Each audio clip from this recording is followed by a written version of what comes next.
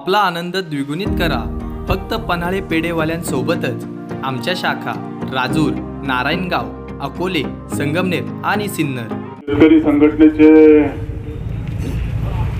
सर्व पदाधिकारी, तालुक्यातून आलेले देवदत्तजी निकम, समोर बसलेले सर्व तालुक्यातून आलेले सर्व बंधू आणि भगिनी, शेतकरी संघटनेचे नेते आणि खरोखर शेतकऱ्यांच्या ज्या प्रश्नांना वाचा फोडणारे प्रभाकरजी बांगर यांच्यावरती काल जो भ्याड हल्ला झालेला आहे, आणि त्या भ्याड हल्ल्याच्या निषेधार्थ आपण आज या निषेधाची सभा या ठिकाणी आयोजित केलेली आहे. बऱ्याचशा वक्त्यांनी या ठिकाणी सांगितलं की प्रभाकर बांगर हा खरोखर तसं पाहिलं तर पिंपळगावचा सपुत्र, परंतु बऱ्याच दिवसापासून माझी त्याची देखील मैत्री आहे आणि शेतकऱ्यांसाठी काम कसं करावं, शेतकऱ्यांच्या समस्या कशा सोडाव्यात याच्यामध्ये सातत्यानं त्याच्या डोक्यामध्ये हे विचार असतात आणि आमच्या नेहमी त्या ठिकाणी चर्चा देखील होत असतात. कालचा प्रकार जो झालेला आहे हा अतिशय निंदनीय, अतिशय घाणेरडा असा प्रकार झालेला आहे. त्याचा मी प्रथमतः या ठिकाणी आमचा राष्ट्रवादी काँग्रेस पक्ष म्हणजे ओरिजिनल शरद पवारांचा पक्ष यांच्या वतीने मी या घटनेचा निषेध करतो. का झालं असं, कशामुळे झालेलं आहे हे सर्व आपणा सर्वांना त्या ठिकाणी ज्ञात आहे. परवा भीमाशंकर सहकारी साखर कारखान्याची वार्षिक सभा होती आणि त्याच्या अगोदर प्रभाकर आज 7 दिवस त्या परिसरामध्ये कारखान्याच्या समोर गेट वरती उपोषणाला बसला होता.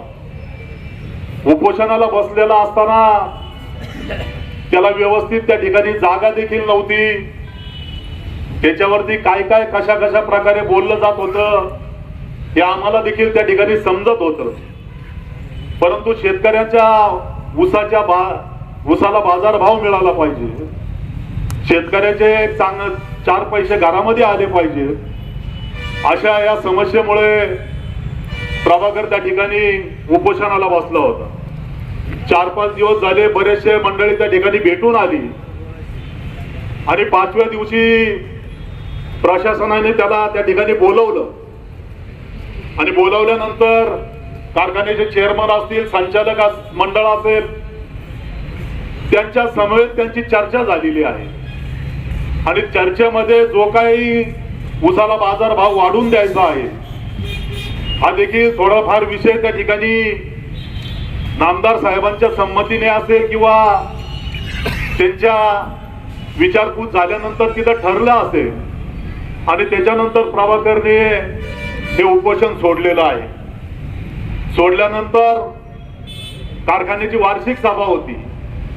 त्या वार्षिक सभेमध्ये या ठिकाणी कारखान्याचे ज्यांनी 10 वर्ष त्या ठिकाणी चेअरमन म्हणून काम केलेलं आहे, आज देखील संचालक म्हणून त्या ठिकाणी काम करतात असे आपले सर्वांचे नेते देवदत्तजी निकम यांनी देखील साखर कारखान्याच्या वार्षिक मीटिंग मध्ये एक अभ्यासपूर्वक तिथं एक मांडणी ठेवली आणि आपल्याला 350-400 रुपये रेट कसा देता येत नाही, कसा देता येतो हे त्यांनी त्या दिवशी त्या ठिकाणी सांगितलं आणि मग नामदार साहेब त्याच्यानंतर भाषणाला उठले आणि त्याच्यामध्ये त्यांनी 350 रुपये रेट हा वाढवून दिलेला आहे.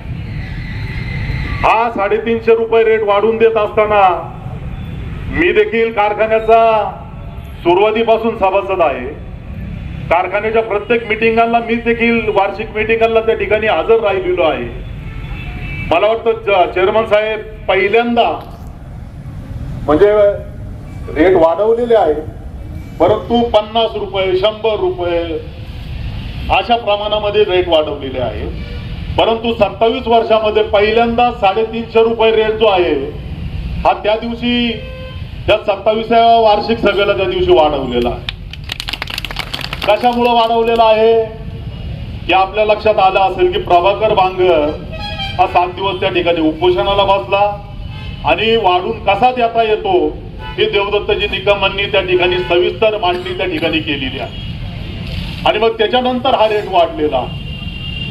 नामदार साहेब ज्या वेळेला त्या ठिकाणी त्यांनी रेट वाढून दिला, त्याच्यामध्ये 300 रुपयाचा रेट त्यांनी वाढून दिला आणि 50 रुपयाची कपात त्या ठिकाणी केली. 50 रुपये म्हणजे 300 रुपये हा शेतकऱ्यांना त्या ठिकाणी वाढवला आणि 3100 रुपये रेट आपला हा कारखान्याचा त्या ठिकाणी फायनल झाला. प्रभाकर आणि संचालक मंडळाची जी चर्चा झाली होती त्याच्यामध्ये प्रभाकरचं काही समाधान झालं नाही. प्रभाकरनी जी चर्चा केली होती त्याच्यामध्ये थोडाफार फरक राहिला आणि त्याच्यानंतर मला वाटतं त्यांनी त्या ठिकाणी नामदार दिलीपरावजी वळसे पाटील यांचा निषेध केला, काही पोस्टर जाळले आणि त्याच्यानंतर या कालच्या घटनेला सुरुवात झालेली असावी मला वाटतं. खर तर लोकशाहीचा मार्ग जो असतो हा लोकशाहीने त्या ठिकाणी सोडवावा लागतो. कायद्याने जर आपल्या सर्वांना त्या ठिकाणी काही अधिकार दिलेले आहेत तर त्या ठिकाणी जर समजा पोस्टर जाळलेले होते तर पोलीस स्टेशनला कंप्लेंट करायची होती. आणि कसं आहे त्या ठिकाणी प्रभाकर चुकीचा वागलेला आहे ही चूक त्या ठिकाणी प्रशासनाने पोलीस स्टेशनला किंवा इतर समाजाला दाखवून द्यायची होती. पण तसं न करता कालचा जो हल्ला झालेला आहे हा हल्ला प्रभाकरच्या एका एकंदरीत बोलण्यामधून असं त्या ठिकाणी दिसून येत आहे की 2-4 दिवस सातत्यानं ही जे लोक होते माझ्या मागावरती होते, पाठलागवरती होते आणि कालचा जो प्रसंग झालेला आहे हा त्याच्यातून त्या ठिकाणी झालेला आहे. खरं तर मारत असताना त्यांनी नावं देखील त्या ठिकाणी घेतलेली आहेत आणि प्रभाकरनी हे पोलीस स्टेशनला देखील त्यांच्या जबाबामध्ये सांगितलेलं आहे. खरं तर पोलीस खात्याचं काम आहे की जो गुन्हेगार मोकाट फिरत असतो आणि ज्याला मार लागलेला असतो, ऍडमिट आहे, त्यांनी जर जबाब नोंदवलेला असेल किंवा त्यांनी जर आपल्या जबाबामध्ये काही गोष्टी त्या ठिकाणी सांगितल्या असतील तर तात्काळ त्या गुन्हेगारांना, आरोपींना त्या ठिकाणी त्यांनी अटक करावी किंवा त्यांच्यावरती गुन्हे दाखल करावे. परंतु अजून देखील ते आरोपी त्या ठिकाणी मोकाट फिरत आहेत आणि माझी या ठिकाणी पोलीस खात्याला या ठिकाणी विनंती राहील की अशा प्रकारचा हा जो काही गुन्हा झालेला आहे त्या गुन्ह्याचं आपण बारकाईने त्या ठिकाणी एक चौकशी करून आपण निश्चित प्रकारे एक गुन्हा दाखल करावा आणि ह्या मोकाट गुंडांना जे आहे त्या मोकाट गुंडांना त्या ठिकाणी आवर घालण्याचं काम करावं. खरं तर आंबेगाव तालुक्याची ही परंपरा नाही, आंबेगाव तालुक्याची ही संस्कृती नाही. आंबेगाव तालुक्यामध्ये अशा घटना या पूर्व काळात कधीही झाल्या नाहीत.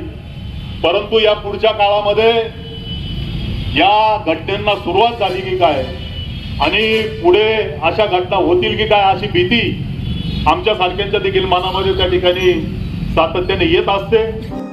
तब्बल 80 वर्षांची दर्जेदार आणि यशस्वी परंपरा असलेले महाराष्ट्रातील सुप्रसिद्ध राजूर येथील पन्हाळे पेढेवाले आपल्या नारायणगाव वासियांच्या अविरत सेवेत रुजू आहेत. या सणासुदीच्या काळात आमच्या ग्राहकांसाठी घेऊन येत आहोत खास म्हशीच्या दुधापासून बनविलेला व लाकडी भट्टीवर तयार केलेला स्पेशल कंदी पेढा. आता आमचे तूप, फरसाण, मैसूर, सोनपापडी सुद्धा उपलब्ध. कमी साखर, गुणवत्तेशी कुठल्याही प्रकारची तडजोड नाही. मंडळी, या सणासुदीचा आनंद पन्हाळे पेढेवाले सोबत नक्कीच द्विगुणित करा. आमचा पत्ता पन्हाळे पेढेवाले, एसटी स्टँड समोर, नारायणगाव.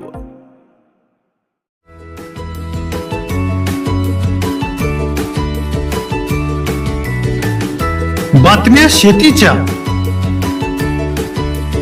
बातम्या मातीच्या,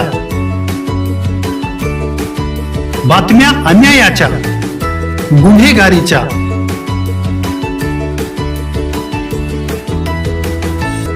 राजकारणाच्या आणि समाजकारणाच्या. शोषणाविरुद्ध बुलंद आवाज, जनसामान्यांच्या हुंकाराची गाज. सत्कार्याला प्रोत्साहन, दुष्कृत्याला अनुशासन. निर्भीड, निस्पृह, सडेतोड, बेधडक आणि रोखटोक म्हणजेच विघ्नहर टाइम्स. शोध बातमीचा, ध्यास सत्याचा. आपलं चॅनल, आपली बातमी. सबस्क्राईब तर कराच, पण बेल आयकॉनवर क्लिक करायलाही विसरू नका.